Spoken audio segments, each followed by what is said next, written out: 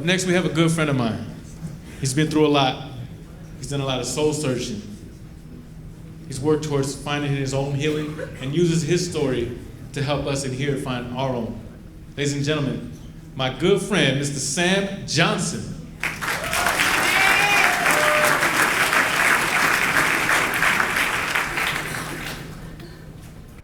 My story is about my daughter, my hero. I was born and raised in Charleston, South Carolina.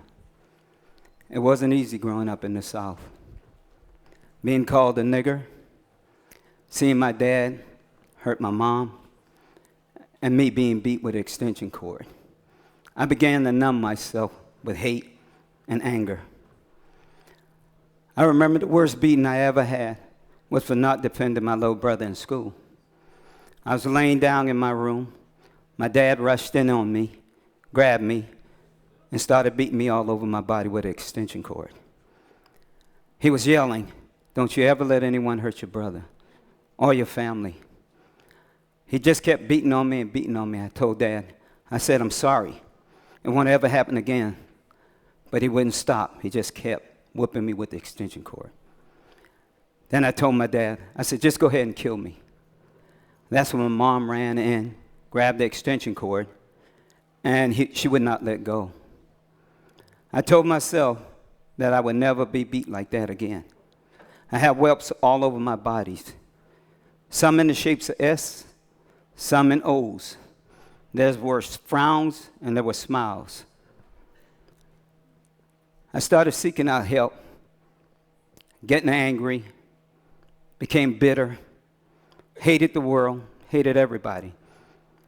I loved my family, but there was a conflict because my dad was the monster and my enemy. I remember coming home from work one day, I was 18 years old, and my dad had a knife at my mother's throat. There was so much blood coming from her hands as she held the blade to keep it from cutting her throat.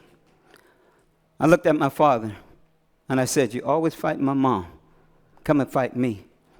I remember him yelling at my mom and told her to let go of the knife because he told me he was going to kill me. I looked my mom in the face. I said, "Let go of the knife, Mom." She said, "Boy, if I let go of the knife, your dad is going to kill me." I knew I had his attention because he had so much rage, and he was determined to get the knife out of my mother's hand. So I just looked her in the eyes, and I knew God was with me. And I said, "Mom, please, let go of the knife." She did. My dad came charging at me with the knife to cut my throat. I moved out of the way. She had a little case by her. I grabbed the case and hit him in the head. Over the years, I did a lot of harm to people, and I caused a lot of harm. I told my daughter when she became 6 years old, I would tell her. She came to visit one day on the weekend of her birthday, and she said, "Dad, I'm 6. I said, "I know you're 6. She said, "No, Dad, I'm 6. I said, "Yeah, I know you're 6. I sent you a card, and I sent you money." She said, "No, Dad, you're supposed to tell me why you was in prison."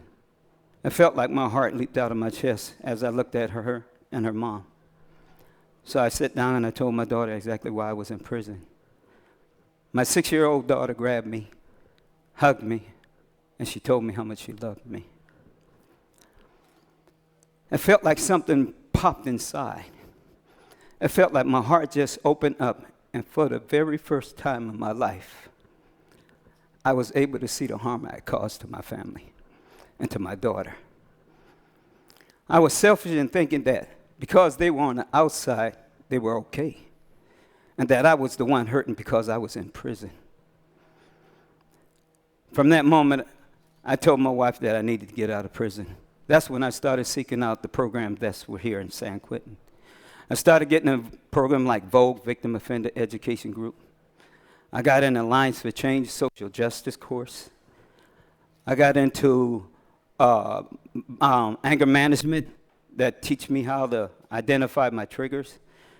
And I got in Byron Katie's Accepting What Is, because I had a struggle on realizing where I was supposed to be at. I was here. I was fighting that process. My lifestyle took me down a road that led me into prison. It was hard. I started working on a lot of things, got into the MAC, the Man's Advisory Council. It taught me how to talk with people, meet with the warden and his administration. With my family, love, and unconditional support, I grew. I became the man who stands here before you. A changed man, a man that's with love and compassion. My visit became a little bit brighter. And I would like to share something with you in closing. A couple of weeks right after my transformation and stuff, my daughter came up, 4 years old, Dariah. I used to walk around Dariah on my shoulder in the visitor room, walking around. This is one of the happiest moments of my life that really let me know my family really loved me. Walking around in the visitor room, and I felt something wet on the top of my head. And I asked her, I said, "What you doing?" She said, "Nothing." So I kept walking around the visitor room, walking around the visitor room. I felt it again. And I realized that my daughter was licking my head.